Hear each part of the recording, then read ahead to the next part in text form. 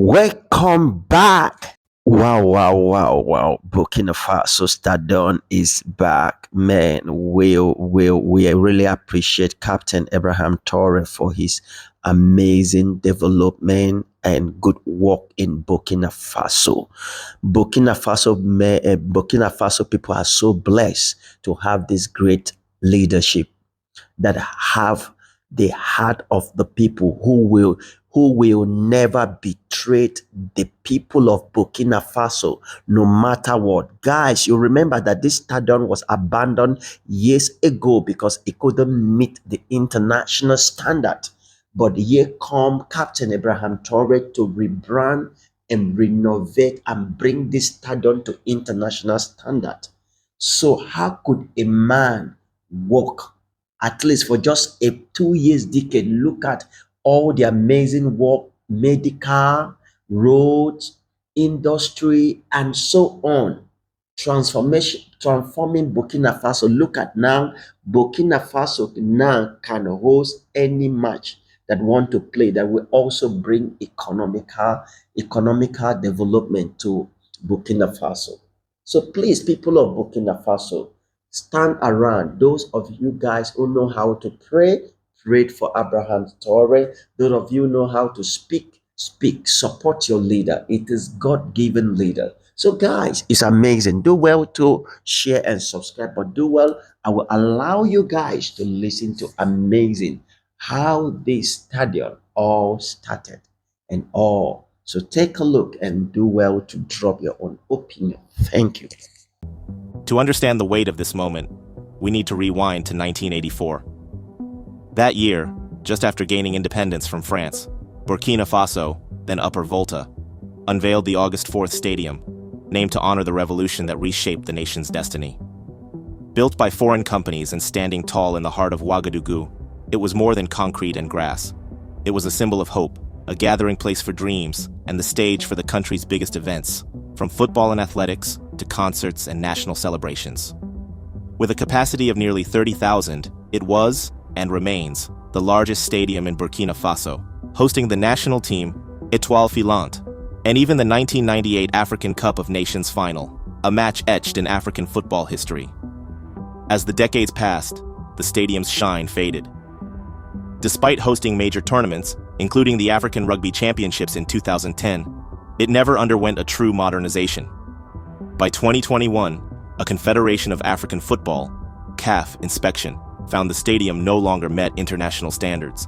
The verdict was harsh: suspension from hosting official matches. The Etalons, Burkina Faso's beloved national team, were forced into exile, playing home games on foreign soil. For a nation where football is woven into the fabric of daily life, this was a wound that cut deep. But the story did not end in disappointment. Instead, it sparked a movement, a call to restore not just a stadium, but a sense of national dignity. The government launched an ambitious renovation in October 2021, determined to bring the stadium up to CAF and FIFA standards. The plan was sweeping: overhaul the pitch, modernize the lighting for night games, upgrade changing rooms, install new scoreboards, and improve everything from spectator facilities to media infrastructure. The budget was significant, over $23 million, but the real investment was in the future of Burkinabe sport and society. Why did this process take so long? The answer lies in the complexity of the task and the high bar set by international standards. Early efforts fell short, prompting CAF to demand more extensive work. The pitch itself had to be stripped down by 20 centimeters and rebuilt with a new drainage system before the turf could be laid. Lighting, seating, security, and accessibility all had to be reimagined for a modern era. It's a reminder that progress, especially in a country facing economic and security challenges, is rarely straightforward. But as of April 2025, the finish line is finally in sight. With 80% of the work complete, the stadium is set to reopen in June, just in time for the Etalons to host Egypt in a crucial World Cup qualifier. This revival is not just about bricks and mortar. It's about leadership. Specifically, the vision and passion of President Ibrahim Traore. Unlike many heads of state, Traore's love for sport isn't just rhetorical. He's laced up his boots and played alongside African football legends like JJ Okocha and Emmanuel Adebayor in charity matches, sending a powerful message that sport is for everyone. from the president to the people. Traore's approach is hands-on and deeply symbolic. By stepping onto the pitch, he's shown that leadership is about participation, humility, and unity. It's no wonder that he's become a beacon for youth empowerment and a champion for the transformative power of sport in Burkina Faso. But what drives Traore's commitment to sports? It's rooted in a belief that football and athletics are not just games. They're engines of social cohesion, youth development, and economic opportunity.